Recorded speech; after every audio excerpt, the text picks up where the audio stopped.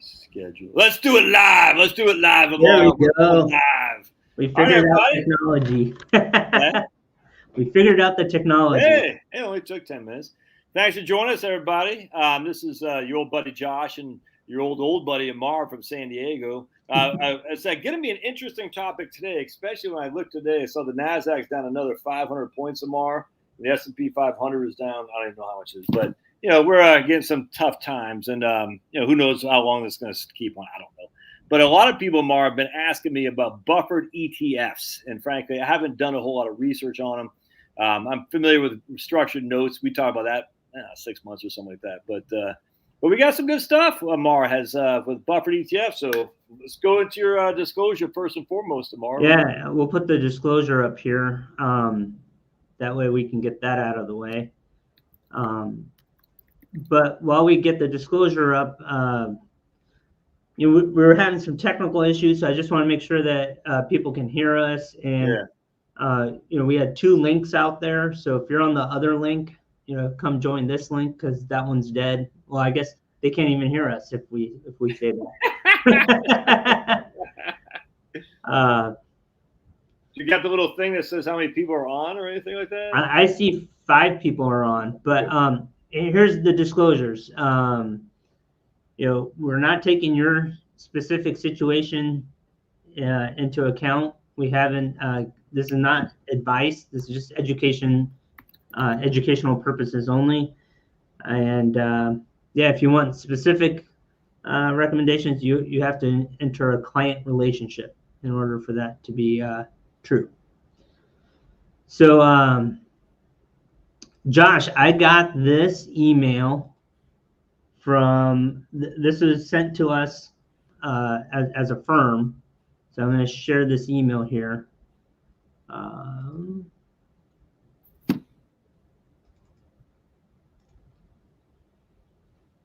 Is that coming through? Can you see it? On my screen, it looks really small. But it's very, very small. Yeah, I would make it bigger. Here, I'm just making it. Trying to zoom in. This is funny. Absolutely. So it says de-risk portfolios from market and election-related risk. Unlock strategies for 100% downside protection and upside growth potential in today's market. Calamos, it's a fund company. They got the SVP, Matt Hoffman.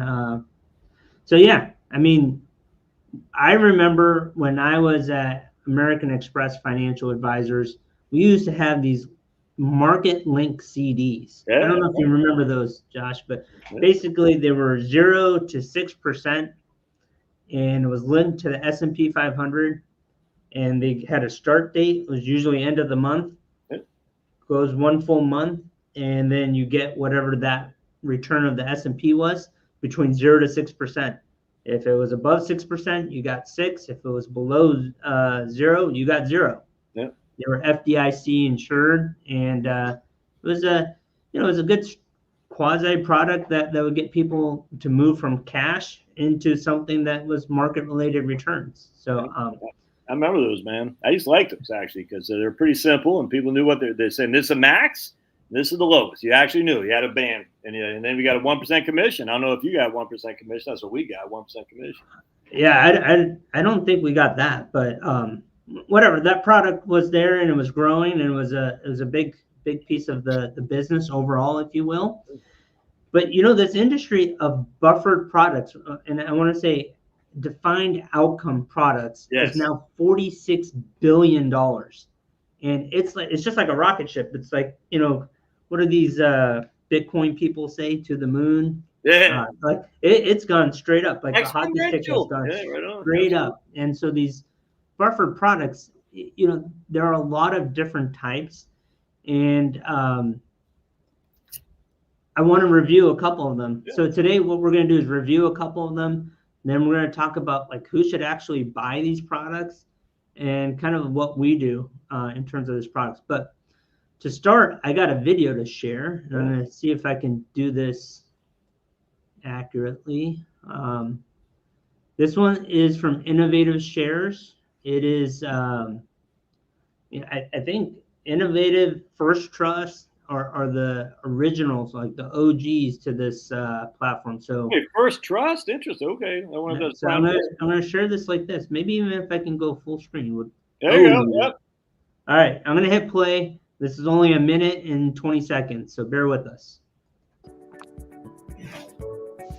Wouldn't it be great if you could buy an ETF that tracks the performance of a market to a cap and seeks to offer a downside buffer? Now you can. Innovator Defined Outcome ETFs are the first family of ETFs designed to keep you invested in the market with either a 9%, 15%, or 30% buffer against losses. Many managers attempt to manage downside risk over time. Innovator Defined Outcome ETFs, however, allow investors to choose their desired buffer level before investing. As the market declines, the ETFs are designed to provide a buffer of 9%, 15%, or 30% before fees and expenses, respectively. As the market rises, the ETFs are designed to keep pace with one-to-one upside participation. And if the market rises above the annual cap level, the ETFs will achieve their maximum annual return. These ETFs can be held indefinitely, providing structured returns on a point-to-point basis, resetting annually. No one knows exactly what the future may hold. Now, for the first time, you can invest in an ETF with a defined buffer against losses. Visit innovatoretfs.com/define to learn more. The funds have characteristics unlike many other. All right. You said that's First Trust? They did that? Well, this one was from Innovator ETFs. Right. So this is a good kind of, and I think maybe what we'll do is just share the slide again and talk about some of the key aspects, because it is important to kind of see this. So the first thing here, they offer 3 different buffers, right? So the 9% buffer means from the S&P, let's just use S&P as an index here, from 0 to 9%, you don't lose any money. But at 10%, you lose 1% of your funds, and so forth. This one is a 15% buffer. This is 30% buffer. So the 30% buffer is really getting rid of all market-related risk. Although in a black swan event, and the market has lost 50% at times, right? So 35 to 50 is like the large drawdowns that you want to avoid. This is, capturing most of that. And then on the flip side, hold on a second, Mar. So real quick, so if the market went down 57%, a la 2007 and 9, you would have only been down 27% because the first 30% would have been forgiven, essentially. If that makes sense. 20% plus the fees, right? Like all these products, the ETFs have embedded costs. They're usually under 1%, but there are, so 20%, 21%, yeah. So, and this is a kind of a good example here where they illustrate it with the downside. Right there. That's good. Right there. So, you're capped, and so if the market is down 45, here you're down, 15. 15, yeah. And then, here you're down a little bit more and so forth. So just it's removing the first 9, 15, 30, right? To get that, you have a trade-off on the upside, which I think this is kind of shows it. It's that there's a cap on these, right? And the cap, limits your upside potential. And that's the big piece here. It's like, we want to kind of discuss this upside potential and what is the true cost of that upside potential, right? So, so this one was, make sure I'm sharing now my full screen. So like, for instance, Kirk says his Roth grew at 14% last year. So you probably in that buffer, Kirk, you probably would not have gained that full 14.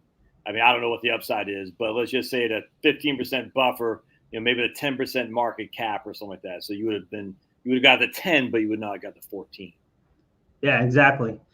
So I wanted to show you this because they have this tool on their website which shows you different periods of time of this ETF. Yeah. So remember, this ETF is a direct period of time, right? It's point to point, and then it reestablishes a new NAV, and then it goes for another year. So it's point to point, yearly. The NAV changes, and then that's how you get your price appreciation or your buffered loss.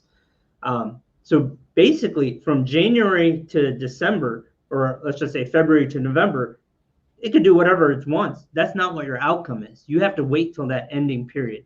And when the NAV adjusts, that's what you get. But I want to share just like 3 things or 2 things that I think are key here. One, so here's the Innovator ETF. Here's where the market is. It was above the cap. You got basically up to the cap. But look at the cap here on this first illustration. This ends in 2024, so it just ended. The cap was 19%. Okay. If we look at 2023, that cap was 25%, right?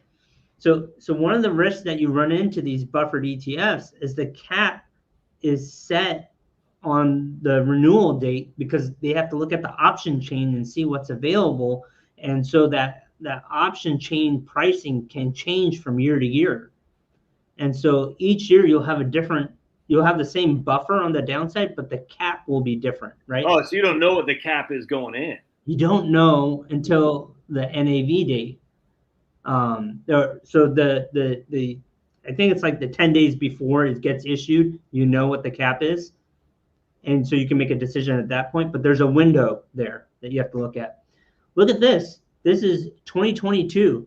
The cap was 13%, right? So if you think about it, you went from 13 to 25 to 19, right? So this option pricing is all over the place in this ETF, right? So it's not a constant cap. So it went from 13 to 25 to 22, you said. Is that what you said, Amar? That's correct. From January 1st, 2022 to the year end, that cap was 13. Okay. And then the subsequent years was, And that was in the S&P 500? So now this tells you what the S&P 500 does, right? So the S&P 500 this year, if we look at it, was down 19.5%. Your return was 11.21 on this ETF cycle or interval, if you want to call it. The next one. Wait, you said the S&P was down 19, but the ETF was actually up 11%? No, down 11. Okay, yeah. All right, gotcha. Right. This again, the 9% buffer, right? Like I'm just looking at the 9% buffer here. On the upswing here, the S&P was up 24.28%, and you got 23.48. And then on this last one where the S&P outperformed the cap, the S&P did 22.77. The cap was 19. You got 18.45. That's that sounds reasonable to me, man. Yeah. You know, the one that I actually like better than these buffers, because these buffers change, right? And so the real value is to protect on the downside, right? On the downside risk, right? So instead of buffer ETFs, BlackRock has created so everybody's getting into this game, right? BlackRock, I showed you the email earlier, First Trust, and there are a couple others, but Allianz, we just went to a seminar and Allianz was presenting there. So BlackRock has created one that buffers 100% of the downside. Let me make this bigger again so that way people can read it here. 100% of the downside gives you participation in the market, and so this is how it looks. You 0 to 10.6 is this interval, right? So you get 0 risk on the downside and 100% participation up to 10.6. What does this look like to you, Josh? Does it remind you of something in the annuity business? Exactly. It looks like an index annuities, man. Yeah, exactly. It's an equity index annuity, except there's no participation rate. Right? So you get all up to 10. Yeah, 100% of the participation up to the cap. So, and there's no surrender charges either, I wouldn't think. There's no surrender. You could sell it halfway through. It's an ETF. It has daily liquidity, right? It's got a ticker. It's got a ticker. You can look it up. This ticker is MAX. Oh, let me go back to right here. MAXJ. MAXJ. That's cool, man. I like that. That's a big. That puts a lot of. Let's put it this way. There's another new game in town other than index annuities. You know what I'm saying? And look, this game is growing. It's $46 billion. You know, it went from not known 5 years ago to now 46 billion. This is a good way to kind of understanding the strategy as well, is that let's say we get that 35 or 2007, 2008, you got zero return, but you didn't experience this 35, 40% downward swing. Yeah, absolutely. Remember, when you have a 40% downward swing, 50% downward swing, you have to get 100% return to make that back up, right? Even if the market's down a little bit, you didn't experience that. On the upside, you get up to the cap, and if it exceeds the cap, you get the cap. That's interesting. Yeah. So, you know, BlackRock is another one that I think. Hey, wait, scroll down. Was that payoff scenarios? What's that? Oh, okay. Yeah, I mean, so here's a better way of looking at it. Okay. So what we're trying to show here, and we're not representing BlackRock, we're not representing CalMos, innovation funds. This is strictly for educational purposes, but I want to use this to illustrate in a real-time data of what the potential is here. Because this is an ETF, it has daily liquidity. So do you have to buy this June 1st? No. We could go today and buy it. But the market has gone up since June 30th. That's when this was issued. So essentially it's July, right? The launch date was June 28th.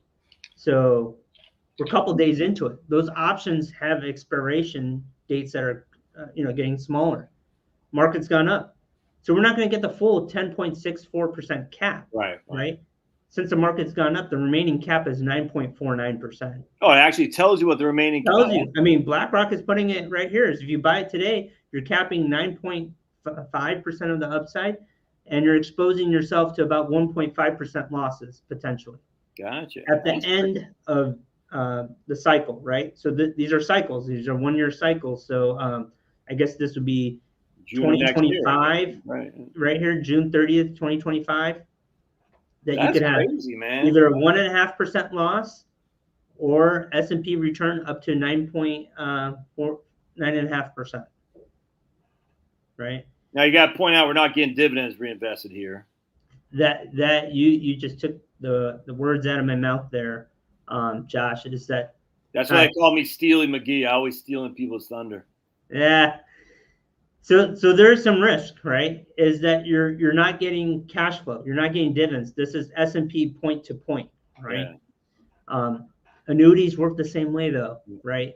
So it's I think it's, if you're comparing to annuity, it's roughly the same downsides on that side. And I got to interject.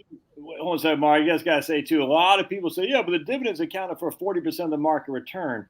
The dividends don't pay anywhere near that anymore. They're just not. They're not paying 4% dividend yield. They're just simply not. So the dividends, because of all the stock buybacks. So the stock buybacks have taken a lot of the luster out of the dividend strategies in the past. So, Mark, people go back to 1926. Well, the dividends, if I don't get the dividends, I'm leaving 40% on the table. You just aren't, man, because they aren't paying the dividend yields like they used to. The payout ratios, all that are significantly lower. So, again, I'm not here to push this product. I don't care. But don't get caught up in this idea that the dividends, there you go, right on. So Kevin points out a really good thing. And this is where I think the evolution of these products need to get to. There needs to be an ETF that tracks buffered ETFs. So when you're at the downside and when you're at the bottom of that particular ETF, the buffered ETF, you essentially have 20% upside. Yeah. Right? Because you have from one end to zero and then zero to the upside. So yeah, I mean, I think this could be. But that's the BlackRock one. No, but the BlackRock one said because you bought after the market went up, you're already taking it. There's some risk in there. That black one, you know what I'm saying? Yeah. Okay. So for the BlackRock one, you would have 10%. Right. Right. So But I see what he's saying. I'm just saying I think it depends, because the BlackRock one said there is a little bit more risk because you bought it mid-cycle, if that makes sense. So we'll have to double check that. Remember you said it's got a 1.55. Yeah, go ahead. Yeah, what here is so if you're buying this reference asset below this, you're not getting from that below to this amount, right? Because the options have already bought. Oh. So you're getting from this amount to 608. Actually, Kevin just said, but you bought it when the market was up. Oh, okay. Right, okay, understood. So, that's interesting. Yeah. So because we've already bought it when the market went up, I'm going back to the BlackRock example, Amar. Yeah. It had already given us some of that 10% positive. And so the BlackRock saying, if you're buying now, you still have a little bit of a downside. But Kevin's saying, but what if you bought it when it's down? All the way down, right? And so then you've already hit the floor. Yeah, and what exactly. I'm saying is these options, we'll double check, okay? But my gut intuition is these options are bought at the start. I think you're right. So your net floor is still 0. You're not capturing more of the upside. You're just going from 0 to 10. But you have a higher probability of going up, right? And then that's where. But remember, the BlackRock one had a ticker, whereas these other ones probably don't, Amar. They do. These are all ETFs. These are all publicly traded tickers. Really? Yeah. So they're all daily liquidity. All have daily liquidity. So to do what Kevin is talking about, where you're getting the upside swing, interesting. I think that's done better in a buffer ETF, not a 0% downside, right? So real quick, I mean, so when we're looking at this, you're experiencing, when we looked at the data, we went back 5 years, you're experiencing 41% of the volatility, and you're getting roughly 40-ish% of the S&P index return. So for those individuals that are in retirement or that are getting near retirement, I mean, this is a great product to kind of get your feet in the water, I would say. But remember, the downside is there's no cash flow, right? That's one of the biggest risks, is like you're not getting the dividends, you're not getting the cash flow. And in a nutshell, these are structured products in an ETF wrapper, but like, how would you use them? Because the protection you're getting on the downside is some level of protection, but you're capping the upside. And we know overall that the market is positively skewed. Right, exactly. Meaning that you're giving up on the large upside piece way too much in some of these products, but you're getting that protection. So you got to kind of analyze that. So why buy these? I mean, I think there's a large percentage of the population that doesn't trust the public markets. They don't trust the stock market, right? And they would rather have a defined outcome, right? And so this is a good way to kind of get your feet in the water. I think there are some people that have a loss aversion risk, right?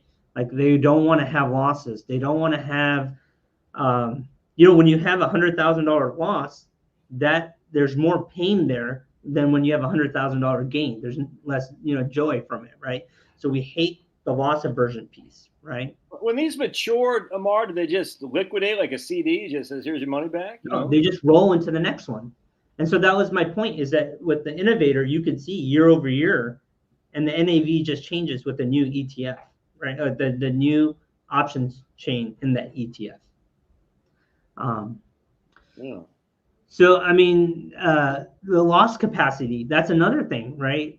A lot of individuals, when we look at loss capacity, they may not have the loss capacity, and they don't want the downside. And so they can't afford it. Yeah, and some people, if you have 200,000 and you lost 100,000, that ruins your life. If you have, $5 million or $2 million and you lose 100,000, that's just normal volatility of the markets, right?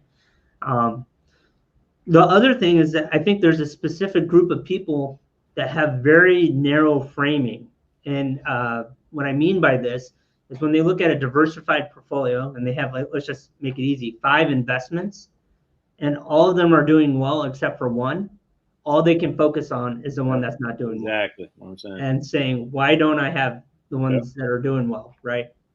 And that narrow framing it's behavioral finance, and those people can't evaluate risk separately, or they only evaluate risk as an individual sleeves instead of holistically. And I think this type of product would probably do well because the market is positively skewed, right? And we know that. And there are extreme upside events that bring up the overall average of the markets, right? We want to have exposure to that. So I just kind of like a side topic want to talk about how do we implement this in our practice, right? And what we do is that we have a variable portfolio and a low risk / risk-free portfolio. And we can titrate the amounts in each one of those based off of the level of risk or the loss aversion a client can have. And that way we can create some market exposure, right? And then some buffered or downside risk protection by having low risk investments. So, think about this. Another way over a longer time period to get the same type of overall return as this is if you had 40% in like BTI or S&P 500 or some index, and 60% in like a bond fund that is less than 3 months in duration, right? The combination of that will give you almost the same outcome, right, as one of these. So, well, until 2022 came around, remember 2022, man, the bonds and stocks both went down significantly. So that this buffer stuff would have avoided that. No, it's not very likely to happen again, but it did happen in 2022, just 2 years ago. So. Yeah, and so that's what I was saying, 3 months or less, right? So CD, like T-bills, right? Yeah, T-bills. So you have principal like kind of protection, and it's rolling on a more frequent. Yeah, but remember back then, no one wanted T-bills, so they're only paying 25 basis points. So this is where it's like, see, right now T-bills are great. So people are like, why wasn't I in T-bills? Because they weren't paying crap back then, and no one wanted them. Yeah. It's like. All right, so let's go through some questions so that way we can be respectful for everybody's time and make sure we end on 30 minutes. So no one's on a scanless stream, says Kevin. Oh man, okay. Yeah, interesting. So I don't have any. That's all right. Thank you for this comment. Woohoo! The great financial duel, yes, sir. Amar and I are gonna meet at the flagpole. You guys got any questions, comments, thoughts about this? Because it's pretty interesting to me. Oops, I just had it. Yeah. Let's go back. I'm just trying to check my. I moved to high yield savings a year ago, and now those suck. Why they? I don't get it. Why they suck? I don't get it, Kurt. How come I can't click on this? Weird. How many people are you showing on your thing up there, Mar, that says how many people are on here? 25. I think when we changed the link, I think we kind of screwed that up a little bit. But yeah, maybe. We'll figure it. Next time will be good. So, is this an alternative to CD? Says, oh, here we go. Go ahead, Amar. Go ahead. No, Marie. So yeah, I mean, if you're young and you have a long time horizon, there's nothing like just being in the markets, right? Kevin, my guess is that you get nothing until the market recovers. Yeah, I think this is right. You get a return kind of the 0 to, you only get the upside portion because the options were bought in June, right? So they're not going to give you what the options are worth at that point because they'll be worthless and then they come back. So I agree with that. There you go. Yeah. Defense wins championships. Offense, hey. Yeah. I'm here, but Amar is over my pay grade, says Penelope. But not me, Penelope. I'm not over your pay grade. Okay.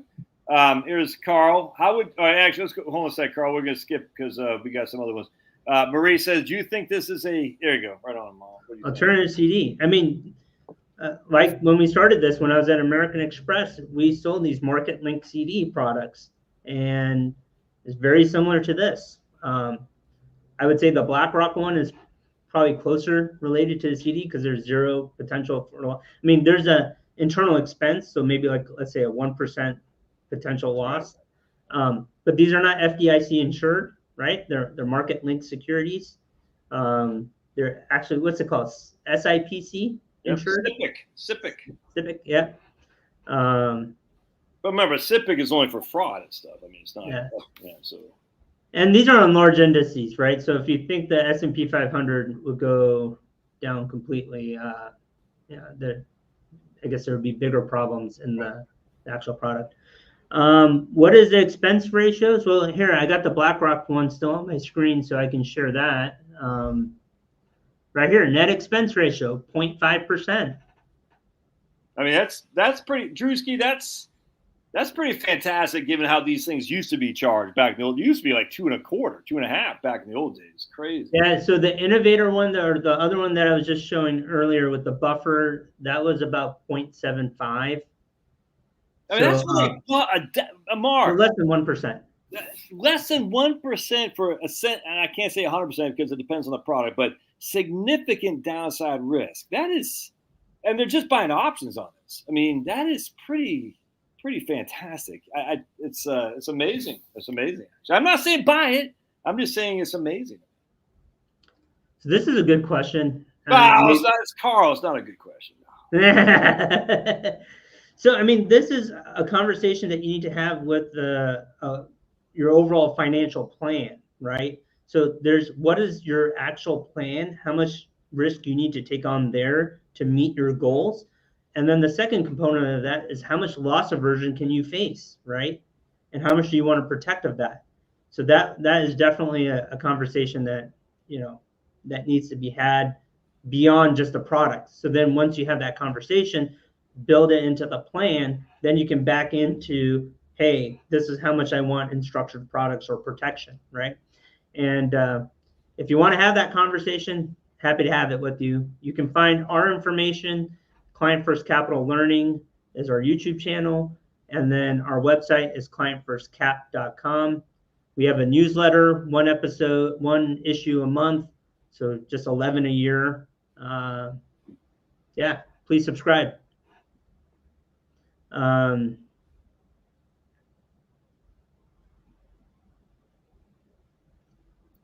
Don't see the liquidity. If the market is up over the cap, what kind of return would you expect?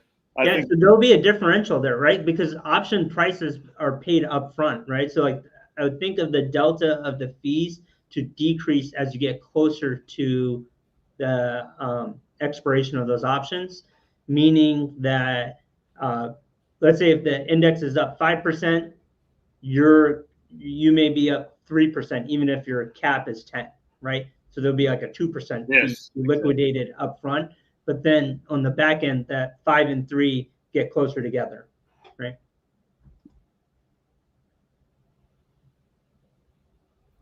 I guess that's all the questions. I don't get what this question is if you bought it at that time or that comment.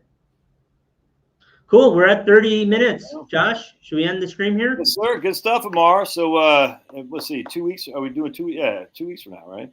I think so. Look, the summer has been hard for Josh and I. I got young kids in summer camp and trying to, play Uber driver for sports and stuff like that. Dude, you don't even want to hear it. I will do a better job in September. My kid was up in about an hour and a half north of us at a camp with one of a couple of his buddies. He left his glasses at home, so I had to drive all the way up there to deliver his glasses last night and come all the way back. I punched him in the face. I said, "Man, talk about an Uber driver, man." Yeah. But in September, I think Josh and I will get back on a regular schedule. Just absolutely. Now we know how to post these live streams in advance. Yes. We've been working, we're not the smartest tools in the shed with technology. So now that we got this component done, I think we'll be more regular in posting maybe on Monday. So on Wednesday, you guys know that we're having a live stream. And then invite your friends to see this stuff too, guys. Say, hey, these crazy cats, Amar and Scanlon, are going to do a live stream. Jump on board. Just last question, Amar. Kirk says, what age should you start taking risk off the table, essentially? Kirk, that's no right answer for that. It's so many things to talk about on that, unfortunately. There's just really no right answer. I'd just say, for me personally, having and I have a mortgage. Once that mortgage is paid off, I can be a lot more aggressive. Let's put it that way. All right. God bless. See you guys. Thanks. Yeah. Thanks, Mark. If you need help, reach out. And how about your newsletter? Oh, you already talked about that. I already did. Yeah. All right, cool. All right, right on. See you guys. Put a thumbs up. Bye. Thumbs up. See you, man. Bye. All right, goodbye. Cool.